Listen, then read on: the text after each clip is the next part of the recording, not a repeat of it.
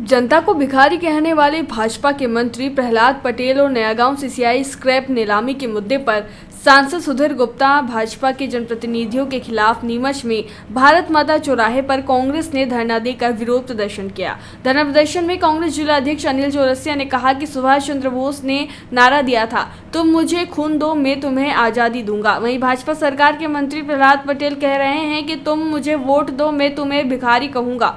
उन्होंने सीसीआई के मुद्दे पर भाजपा के प्रतिनिधियों पर वादा खिलाफी का आरोप लगाया और कहा कि सीसीआई स्क्रैप नीलामी के मामले में भ्रष्टाचार का बहुत बड़ा खेल हो रहा है। फैक्ट्री शुरू करने की बात की जा रही थी और अब गुपचुप तरीके से बेचने की तैयारी हो रही है। वहीं कांग्रेस के तरुण बाहेती ने कहा कि दरअसल सीसीआई की कहानी जितनी छोटी लग रही है ये अंदर से बहुत बड़ी है। भाजपा के सांसद ने सीसीआई को पुनः शुरू करने की बात कही थी और बिना पारदर्शिता बरते गोपनीय तरीके से स्क्रैप नीलामी की बीड जारी कर दी गई। बाहेती ने आरोप लगाया कि इस क्षेत्र में आने वाली निजी सीमेंट कंपनी को लाभ पहुंचाने के लिए पूरी कहानी लिखी गई है। कोर्ट के आदेश के बावजूद लोडर और कर्मचारियों के बकाया करोड़ों रुपए भुगतान के बिना स्क्रैप नीलामी एक धोखा है। धरना में शामिल कांग्रेस के अन्य नेताओं ने भी अपने उद्बोधन में कहा कि प्रहलाद पटेल अपने बयान के लिए माफी मांगते हुए इस्तीफा दे, वहीं सीसीआई के लोगों और कर्मचारियों के बकाया रुपयों का भुगतान किया जाए।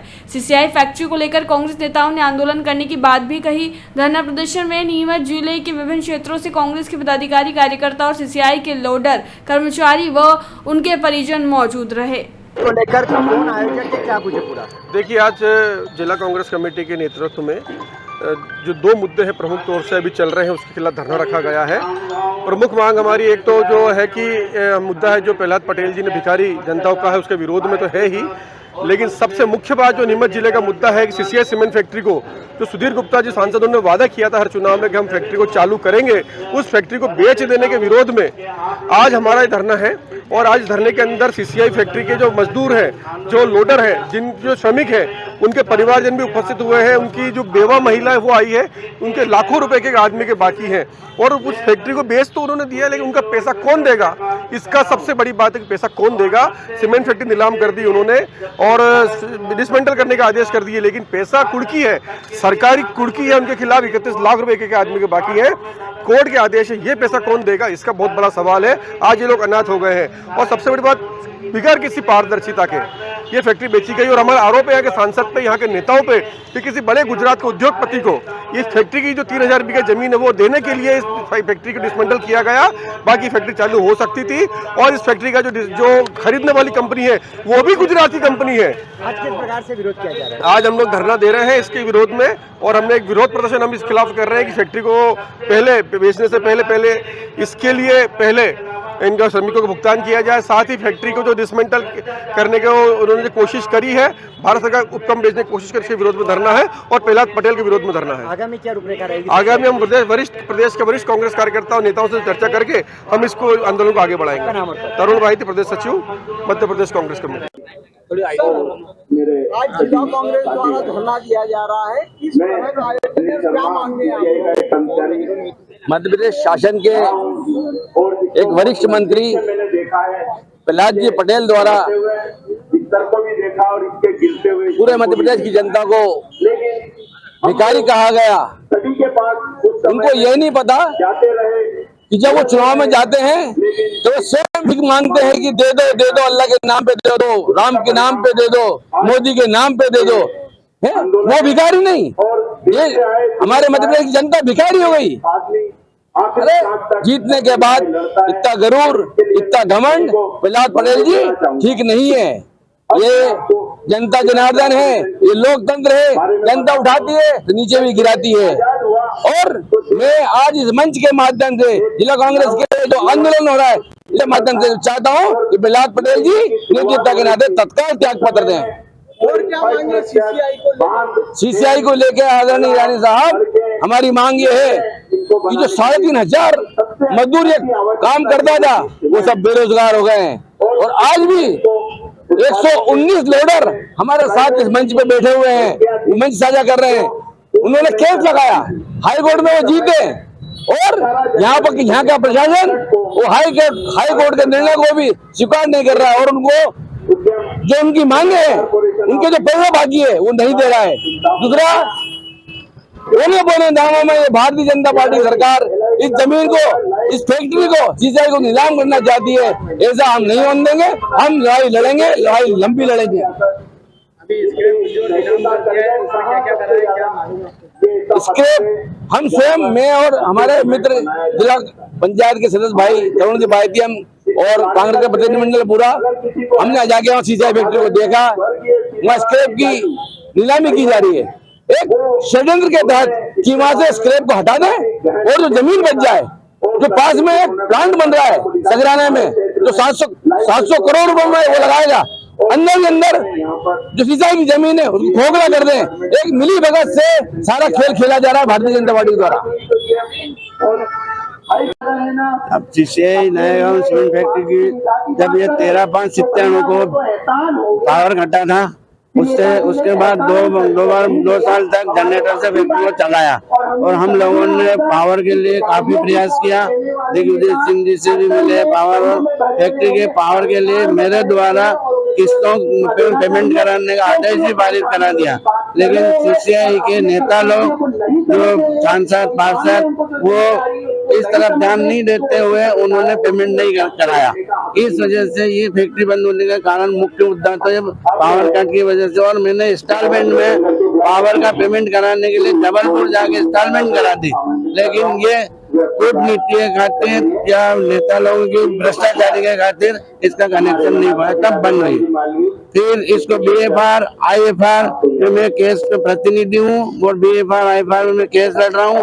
उसमें जो मतलब ये कह लें कि मंत्री लोगों ने अपना नीयत खराब होने की वजह से जज से मिलके या कुछ करके मेरे खिलाफ केस हरवा दिया। फिर उसके बाद मैंने 2 बार दिल्ली हाई कोर्ट में केस लगा रखा है, अभी डबल बेंच में विचाराधीन है और मेरे साथ 36 आदमियों का भी केस विचाराधीन है और इसी में इसे 27 मार्च को सुनवाई के लिए फाइनल हियरिंग है।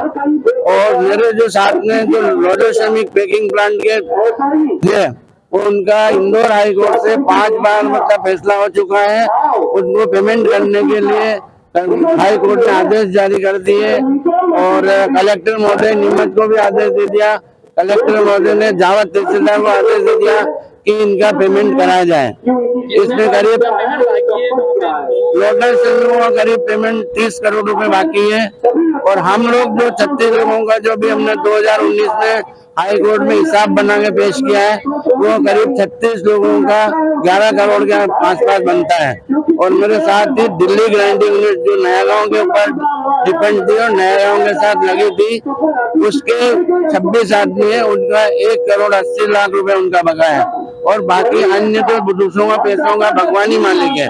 बाकी मेरा जो मतलब मैं जो केस लड़ रहा हूँ और इस फैक्ट्री को चालू कराने के लिए मैं सभी प्रधानमंत्री से कम से कम इंद्र कुमार गुजराल और देव गौड़ा और VP सिंह, अटल बिहारी वाजपेयी, मनमोहन सिंह, ऐसे जितने भी प्रधानमंत्री मेरे कार्यकाल में जो रहे सभी से मुलाकात करी, उद्योग मंत्रालय से बात करी और हमारे सीसीआई नयागांव जब गुजरात में भूकंप आया था तब नयागांव सीमेंट फैक्ट्री को हमने 25 करोड़ रुपए मंजूर कराए थे। वो 25 करोड़ रुपए चंद्रबाबू नायडू आंध्रा ने तांदूर फैक्ट्री में ट्रांसफर करा लिए और लक्ष्मण पांडे जी सांसद महोदय से हमने बोला कि साहब अपना पैसा वहाँ ट्रांसफर हो रहा है, तो बोलते हैं पैसा ट्रांसफर होने दो, मैं 50 करोड़ मंजूर करा दूंगा, लेकिन आज दिन तक वो नहीं करा पाया और वो भी भगवान की घर चले गए।